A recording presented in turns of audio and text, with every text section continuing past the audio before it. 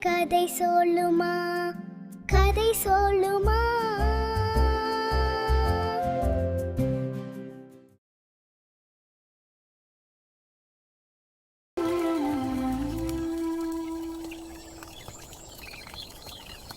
அழகான கிராமத்தில் கதிர் என்ற ஏழை சிறுவன் ஒருவன் வாழ்ந்து வந்தான். அவனுக்கு பெற்றோர் இல்லை.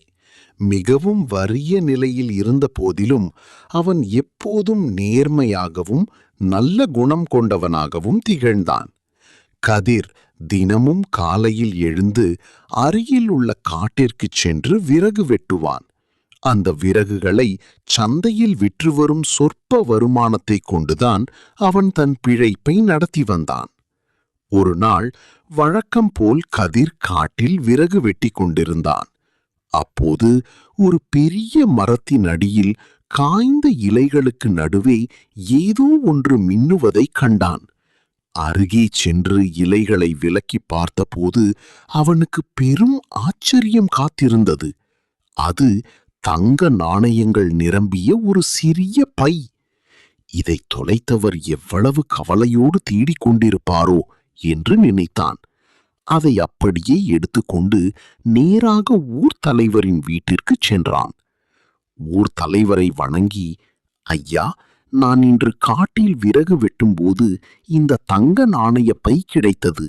யாரோ வழிபோக்கரோ அல்லது நம் ஊர்க்காரரோ இதை தவறவிட்டிருக்க வேண்டும். தயவு செய்து இதை உரியவரிடம் சேர்த்து விடுங்கள் என்று கூறி பையை அவரிடம் ஒப்படைத்தான்.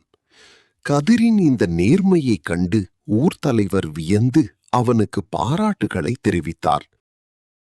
அடுத்த சில மணி நேரங்களில் அந்த பையை தொலைத்த ஒரு செல்வந்தர் பதற்றத்துடன் ஊர்த்தலைவரின் வீட்டிற்கு வந்தார்.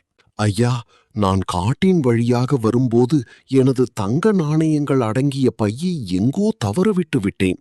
தயவு செய்து அதை தேட உதவுங்கள் என்று பதறியபடி கூறினார். ஊர்த்தலைவர் புன்னகையுடன் கதிர் கொடுத்த பையை அவரிடம் நீட்டினார்.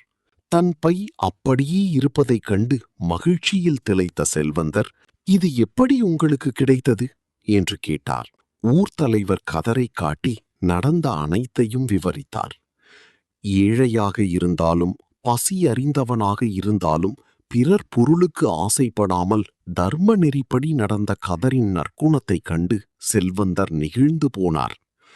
தம்பி, உன்னுடைய இந்த நேர்மை உலகிலேயே மிகப்பெரிய செல்வம் என்று பாராட்டிய செல்வந்தர் அவனுக்கு பல பரிசுகளை வழங்கினார். கதிரின் நேர்மை அவனது வறுமையை விரட்டி அவனுக்கு ஒரு பிரகாசமான எதிர்காலத்தை தந்தது. தர்ம சிந்தனையோடு செய்யும் நல்லறம் நம் வாழ்வை உயர்த்தும். நேர்மையும் நற்பண்புகளும் ஒருவரை என்றாவது ஒரு நாள் மிக உன்னதமான நிலைக்கு கொண்டு சேர்க்கும்.